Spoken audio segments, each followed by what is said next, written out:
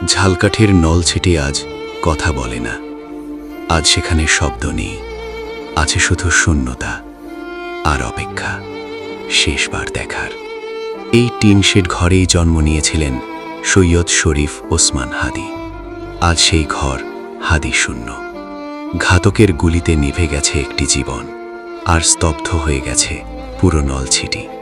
চেনা অচেনা মানুষের ভিড়, কেউ চোখের জল লুকোতে পারছে না, কেউ বিশ্বাসই করতে পারছে না হাদি আর নেই। ১৯৯৩ সালে জন্ম নেয়া হাদি নিম্ন মধ্যবিত্ত পরিবারের সন্তান। ৬ ভাই বোনের মধ্যে সবার ছোট।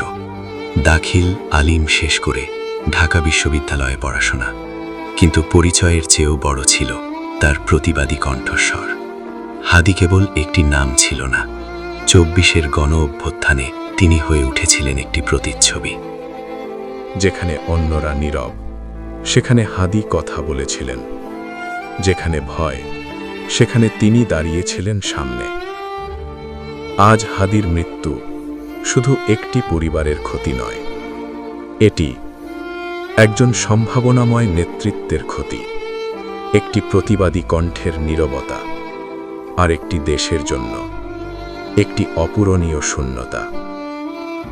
যে তরুণ কথা বলতে জানত, যে অন্যায়ের সামনে দাঁড়াতে পারত, তার চলে যাওয়া আমাদের সবার জন্য প্রশ্ন হয়ে রইল।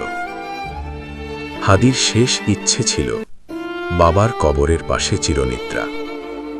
আজ সিদ্ধান্ত যাই হোক, নলছিটির মাটিতে লেখা হয়ে গেল একটি রক্তাক্ত ইতিহাস।